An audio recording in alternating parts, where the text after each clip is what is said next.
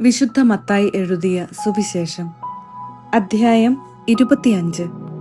10 കന്യകമാരുടെ ഉപമ. സ്വർഗരാജ്യം വിളക്കുമെടുത്ത് മണവാളനെ എതിരേൽക്കാൻ പുറപ്പെട്ട 10 കന്യകമാർക്ക് സദൃശം. അവരിൽ 5 പേർ വിവേകശൂന്യരും 5 പേർ വിവേകവതികളുമായിരുന്നു.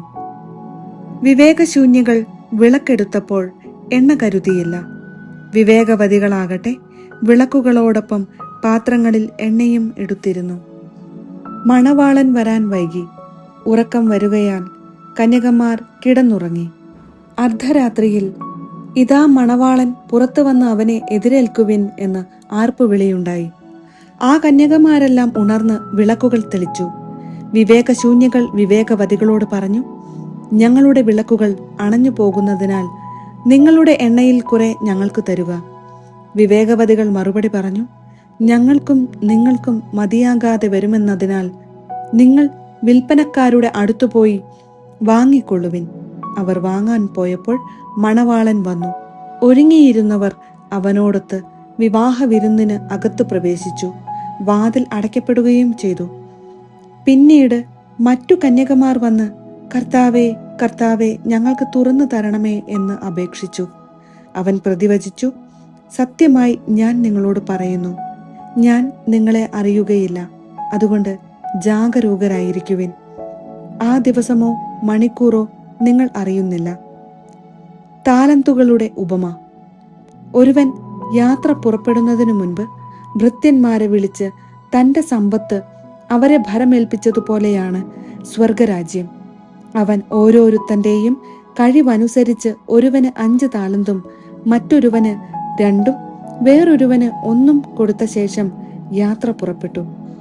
5 താലന്ത് ലഭിച്ചവൻ ഉടനെ പോയി വ്യാപാരം ചെയ്ത് 5 താലന്ത് കൂടി സമ്പാദിച്ചു. 2 താലന്ത് കിട്ടിയവനും 2 കൂടി നേടി. എന്നാൽ 1 താലന്തു ലഭിച്ചവൻ പോയി നിലം കുഴിച്ച് യജമാനന്റെ പണം മറച്ചുവെച്ചു. ഏറെക്കാലത്തിനു ശേഷം ആ ഭൃത്യന്മാരുടെ യജമാനൻ വന്ന് അവരുമായി കണക്ക് തീർത്തു. 5 താലന്ത് കിട്ടിയവൻ 5 കൂടി സമർപ്പിച്ച്, യജമാനനെ, നീ എനിക്ക് 5 താലന്താണല്ലോ നൽകിയത്. ഇതാ ഞാൻ 5 കൂടി സമ്പാദിച്ചിരിക്കുന്നു എന്ന് പറഞ്ഞു. യജമാനൻ പറഞ്ഞു, കൊള്ളാം, നല്ലവനും വിശ്വസ്തനുമായ ഭൃത്യ. അല്പകാര്യങ്ങളിൽ വിശ്വസ്തനായിരുന്നതിനാൽ അനേക കാര്യങ്ങൾ നിന്നെ ഞാൻ ഭരമേൽപ്പിക്കും. നിന്റെ യജമാനന്റെ സന്തോഷത്തിലേക്ക് നീ പ്രവേശിക്കുക.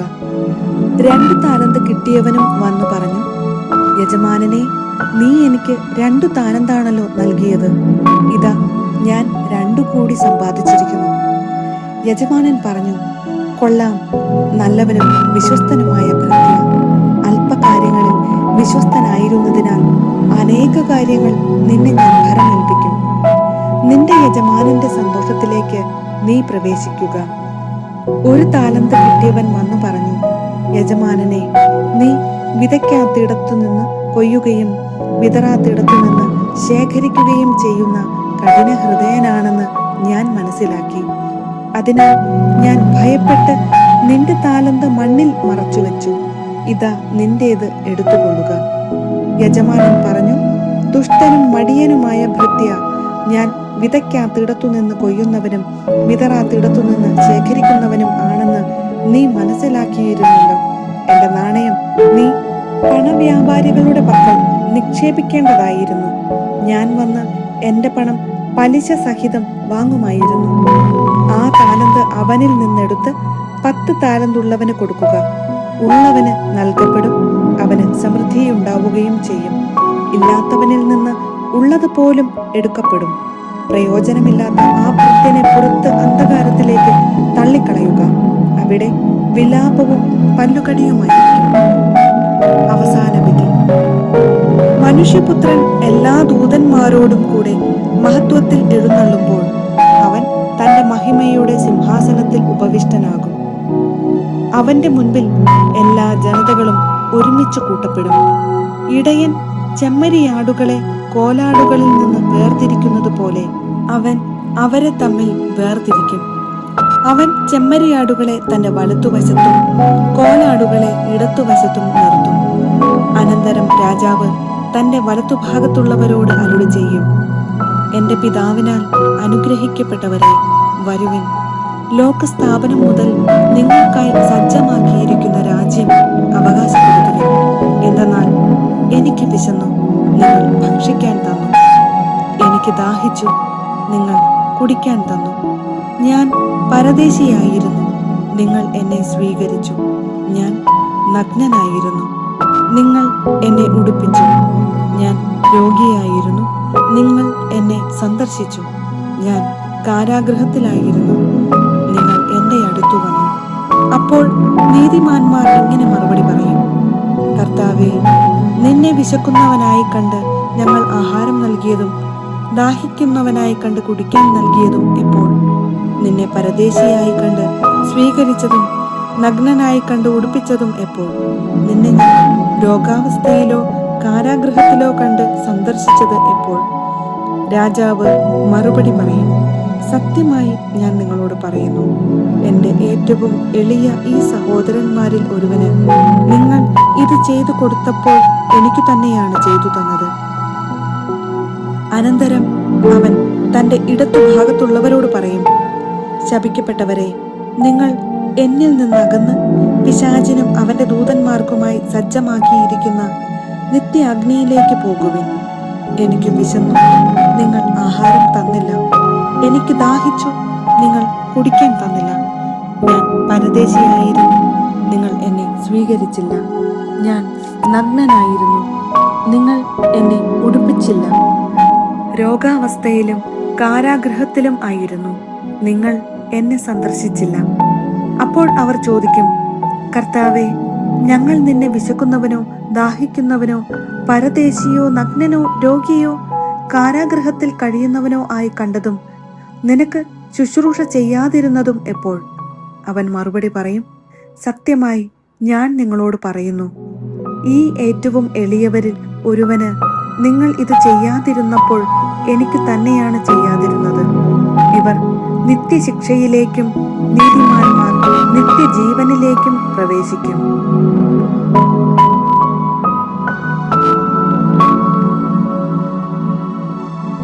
വിശുദ്ധ മത്തായി എഴുതിയ സുവിശേഷം അധ്യായം 26. യേശുവിനെ വധിക്കാൻ ആലോചന. യേശു ഈ വചനങ്ങളെല്ലാം അവസാനിപ്പിച്ച ശേഷം ശിഷ്യന്മാരോട് പറഞ്ഞു: 2 ദിവസം കഴിഞ്ഞ് പെസഹായാണെന്ന് നിങ്ങൾക്കറിയാമല്ലോ. മനുഷ്യപുത്രൻ ക്രൂശിക്കപ്പെടാനായി ഏൽപ്പിക്കപ്പെടും. പ്രധാന പുരോഹിതന്മാരും ജനപ്രമാണികളും കയ്യാഫാസ് എന്നു പേരായ പ്രധാന ആചാര്യന്റെ കൊട്ടാരത്തിൽ സമ്മേളിച്ച് യേശുവിനെ ചതവിൽ പിടികൂടി വധിക്കേണ്ടതെങ്ങനെയെന്ന് ആലോചിച്ചു. അവർ പറഞ്ഞു: തിരുനാൾ ദിവസം വേണ്ട, ജനങ്ങൾ ബഹളമുണ്ടാക്കും. ബഥാനിയായിലെ തൈലാഭിഷേകം. യേശു ബഥാനിയായിൽ കുഷ്ഠരോഗിയായ ശിമയോന്റെ ഭവനത്തിൽ ഇരിക്കുമ്പോൾ വിലയേറിയ സുഗന്ധ തൈലം നിറച്ച ഒരു വെൺകൽപാത്രവുമായി ഒരു സ്ത്രീ അവനെ സമീപിച്ചു. അവൻ ഭക്ഷണത്തിനിരിക്കുമ്പോൾ അവൾ തൈലം അവന്റെ ശിരസിൽ ഒഴിച്ചു. ഇത് കണ്ട ശിഷ്യന്മാർ കോപത്തോടെ പറഞ്ഞു: എന്തിന് ഈ പാഴ്ചെലവ്? ഈ സുഗന്ധ തൈലം നല്ല വിലയ്ക്ക് വിറ്റ് ദരിദ്രർക്ക് കൊടുക്കാമായിരുന്നില്ലേ? യേശു ഇത് ഗ്രഹിച്ച് അവരോട് പറഞ്ഞു: എന്തിന് നിങ്ങൾ ഈ സ്ത്രീയെ വിഷമിപ്പിക്കുന്നു? ഇവൾ എനിക്ക് വേണ്ടി ഒരു നല്ല കാര്യം ചെയ്തിരിക്കുന്നു. ദരിദ്രർ എപ്പോഴും നിങ്ങളോട് കൂടെയുണ്ട്, ഞാനാകട്ടെ എപ്പോഴും നിങ്ങളോട് കൂടെ ഉണ്ടായിരിക്കുകയില്ല. എന്നെ സംസ്കരിക്കുന്നതിനുള്ള ഒരുക്കമായിട്ടാണ് ഇവൾ എൻ്റെ ശരീരത്തിൽ തൈലം പൂശിയത്. സത്യമായി ഞാൻ നിങ്ങളോട് പറയുന്നു, ലോകത്തിൽ എവിടെയെല്ലാം ഈ സുവിശേഷം പ്രസംഗിക്കപ്പെടുമോ അവിടെയെല്ലാം ഇവൾ ചെയ്ത കാര്യവും ഇവളുടെ സ്മരണയ്ക്കായി പ്രസ്താവിക്കപ്പെടും. യൂദാസിന്റെ വഞ്ചനം. 12 പേരിൽ ഒരുവനായ യൂദാസ് കറിയോത്ത പ്രധാന പുരോഹിതന്മാരുടെ അടുത്തു ചെന്ന് ചോദിച്ചു: ഞാൻ അവനെ നിങ്ങൾക്ക് ഏൽപ്പിച്ചു തന്നാൽ നിങ്ങൾ എനിക്ക് എന്തു തരും? അവർ അവന് 30 വെള്ളി നാണയങ്ങൾ വാഗ്ദാനം ചെയ്തു. അപ്പോൾ മുതൽ അവൻ യേശുവിനെ ഒറ്റിക്കൊടുക്കാൻ അവസരം അന്വേഷിച്ചുകൊണ്ടിരുന്നു. പെസഹ ആചരിക്കുന്നു. പുളിപ്പില്ലാത്ത അപ്പത്തിന്റെ 1-ാം ദിവസം ശിഷ്യന്മാർ യേശുവിന്റെ അടുത്തു വന്ന് ചോദിച്ചു: നിനക്ക് പെസഹ എവിടെ ഒരുക്കണമെന്നാണ് നീ ആഗ്രഹിക്കുന്നത്? അവൻ പറഞ്ഞു: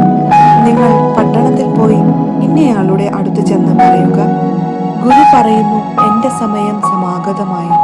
ഞാൻ എൻ്റെ ശിഷ്യന്മാരോടുകൂടെ നിന്റെ വീട്ടിൽ പെസഹ ആചരിക്കും. യേശു നിർദ്ദേശിച്ചതുപോലെ ശിഷ്യന്മാർ പെസഹ ഒരുക്കി. വൈകുന്നേരമായപ്പോൾ അവൻ 12 ശിഷ്യന്മാരോടൊത്ത് ഭക്ഷണത്തിനിരുന്നു. ഭക്ഷിച്ചു കൊണ്ടിരിക്കെ അവൻ പറഞ്ഞു, സത്യമായി ഞാൻ നിങ്ങളോട് പറയുന്നു, നിങ്ങളിൽ ഒരുവൻ എന്നെ ഒറ്റിക്കൊടുക്കും. അവർ അതീവ ദുഃഖിതരായി, കർത്താവേ, അത് ഞാനല്ലല്ലോ എന്ന് ഓരോരുത്തരും അവനോട് ചോദിക്കാൻ തുടങ്ങി. അവൻ പ്രതിവചിച്ചു, എന്നോടുകൂടെ പാത്രത്തിൽ കൈമുക്കുന്നവൻ എന്നെ ഒറ്റിക്കൊടുക്കും. മനുഷ്യപുത്രൻ എഴുതപ്പെട്ടിരിക്കുന്നത് പോലെ പോകുന്നു. എന്നാൽ മനുഷ്യപുത്രനെ ആര് ഒറ്റിക്കൊടുക്കുന്നുവോ അവന് ദുരിതം. ജനിക്കാതിരുന്നെങ്കിൽ അവന് നന്നായിരുന്നു. അവനെ ഒറ്റിക്കൊടുക്കാനിരുന്ന യൂദാസ് അവനോട് ചോദിച്ചു, ഗുരു, അത് ഞാനോ? അവൻ പറഞ്ഞു, നീ പറഞ്ഞു കഴിഞ്ഞു. പുതിയ ഉടമ്പടി.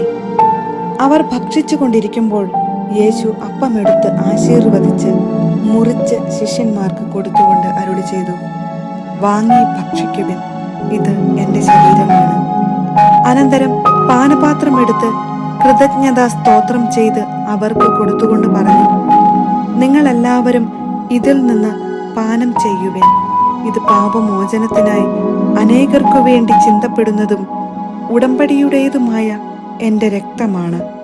ഞാൻ നിങ്ങളോട് പറയുന്നു, എൻ്റെ പിതാവിൻ്റെ രാജ്യത്തിൽ നിങ്ങളോടൊത്ത് നവമായി ഇത് പാനം ചെയ്യുന്ന ദിവസം വരെ മുന്തിരിയുടെ ഈ ഫലത്തിൽ നിന്ന് ഞാൻ വീണ്ടും കുടിക്കുകയില്ല. സ്തോത്രഗീതം ആലപിച്ച ശേഷം അവർ ഒലിവുമലയിലേക്ക് പോയി. പത്രോസ് ഗുരുവിനെ നിഷേധിക്കും. യേശു അവരോട് പറഞ്ഞു, ഈ രാത്രി നിങ്ങൾ എല്ലാവരും എന്നിൽ ഇടറും. ഞാൻ ഇടയനെ അടിക്കും, ആടുകൾ ചിതറിപ്പോകും എന്നെഴുതപ്പെട്ടിരിക്കുന്നു. എന്നാൽ ഞാൻ ഉയർപ്പിക്കപ്പെട്ട ശേഷം നിങ്ങൾക്ക് മുൻപേ ഗലീലയിലേക്ക് പോകും. അപ്പോൾ പത്രോസ് അവനോട് പറഞ്ഞു, എല്ലാവരും നിന്നിൽ ഇടറിയാലും ഞാൻ ഇടറുകയില്ല. യേശു പറഞ്ഞു, സത്യമായി ഞാൻ നിന്നോട് പറയുന്നു, ഈ രാത്രി കോഴി കൂകുന്നതിന് മുൻപ് നീ എന്നെ 3 പ്രാവശ്യം നിഷേധിച്ചു പറയും. പത്രോസ് പറഞ്ഞു, നിന്നോടുകൂടെ മരിക്കേണ്ടി വന്നാൽ പോലും ഞാൻ നിന്നെ നിഷേധിക്കുകയില്ല. ഇങ്ങനെ തന്നെ മറ്റെല്ലാ ശിഷ്യന്മാരും പറഞ്ഞു. ഗത്സേമനിയിൽ പ്രാർത്ഥിക്കുന്നു. അനന്തരം യേശു അവരോടൊത്ത് ഗത്സേമനി എന്ന സ്ഥലത്തെത്തി. അവൻ ശിഷ്യന്മാരോട് പറഞ്ഞു, ഞാൻ പ്രാർത്ഥിക്കുവോളം നിങ്ങൾ ഇവിടെ ഇരിക്കുക. അവൻ പത്രോസിനെയും സെബദിയുടെ 2 പുത്രന്മാരെയും കൂടെ കൊണ്ടുപോയി ദുഃഖിക്കാനും അസ്വസ്ഥനാകാനും തുടങ്ങി. അവൻ അവരോട് പറഞ്ഞു, തീവ്ര ദുഃഖത്താൽ ഞാൻ മരണത്തോളം എത്തിയിരിക്കുന്നു. നിങ്ങൾ എന്നോടൊത്ത് ഉണർന്നിരിക്കുക.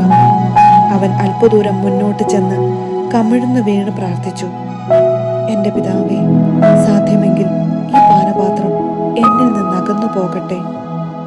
എങ്കിലും എൻ്റെ ഹിതം പോലെയല്ല, അവിടുത്തെ ഹിതം പോലെയാകട്ടെ. അനന്തരം അവൻ ശിഷ്യന്മാരുടെ അടുത്തേക്ക് വന്നു. അപ്പോൾ അവർ ഉറങ്ങുന്നത് കണ്ടു. അവൻ പത്രോസിനോട് ചോദിച്ചു, എന്നോട് കൂടെ 1 മണിക്കൂർ ഉണർന്നിരിക്കാൻ നിങ്ങൾക്ക് കഴിഞ്ഞില്ലേ? പ്രലോഭനത്തിൽ അകപ്പെടാതിരിക്കാൻ നിങ്ങൾ ഉണർന്നിരുന്നു പ്രാർത്ഥിക്കുവിൻ. ആത്മാവ് സന്നദ്ധമെങ്കിലും ശരീരം ബലഹീനമാണ്. 2ാം പ്രാവശ്യവും അവൻ പോയി പ്രാർത്ഥിച്ചു, എൻ്റെ പിതാവേ, ഞാൻ കുടിക്കാതെ ഇത് കടന്നു പോകുകയില്ലെങ്കിൽ അങ്ങയുടെ ഹിതം നിറവേറട്ടെ. അവൻ വീണ്ടും വന്നപ്പോൾ അവർ ഉറങ്ങുന്നത് കണ്ടു. അവരുടെ കണ്ണുകൾ നിദ്രാഭാരമുള്ളവയായിരുന്നു. അവൻ അവരെ വിട്ട് 3ാം പ്രാവശ്യവും പോയി അതേ പ്രാർത്ഥന ആവർത്തിച്ചു. പിന്നെ അവൻ ശിഷ്യന്മാരുടെ അടുത്തു വന്ന് പറഞ്ഞു, നിങ്ങൾ ഇപ്പോഴും ഉറങ്ങി വിശ്രമിക്കുന്നുവോ? ഇതാ സമയം അടുത്തിരിക്കുന്നു. മനുഷ്യപുത്രൻ പാപികളുടെ കൈകളിൽ ഏൽപ്പിക്കപ്പെടുന്നു. എഴുന്നേൽക്കുവിൻ, നമുക്ക് പോകാം. എന്നെ ഒറ്റിക്കൊടുക്കുന്നവൻ അടുത്തെത്തിയിരിക്കുന്നു. യേശുവിനെ ഒറ്റിക്കൊടുക്കുന്നു. അവൻ സംസാരിച്ചു കൊണ്ടിരിക്കുമ്പോൾ തന്നെ 12 പേരിൽ ഒരുവനായ യൂദാസ് അവിടെ എത്തി. അവനോടുകൂടെ പ്രധാന പുരോഹിതന്മാരുടെയും ജനപ്രമാണികളുടെയും അടുക്കൽ നിന്ന് വാളും വടികളുമായി ഒരു ജനക്കൂട്ടവും വന്നിരുന്നു. ഒറ്റുകാരൻ അവർക്ക് ഈ അടയാളം നൽകിയിരുന്നു: ഞാൻ ആരെ ചുംബിക്കുന്നുവോ അവൻ തന്നെ, അവനെ പിടിച്ചുകൊള്ളുക. അവൻ പെട്ടെന്ന് യേശുവിന്റെ അടുത്ത് ചെന്ന്, ഗുരു, സ്വസ്തി എന്ന് പറഞ്ഞ് അവനെ ചുംബിച്ചു. യേശു അവനോട് ചോദിച്ചു, സ്നേഹിത, നീ എന്തിനാണ് വന്നത്? അപ്പോൾ അവർ മുന്നോട്ട് വന്ന് യേശുവിനെ പിടിച്ചു.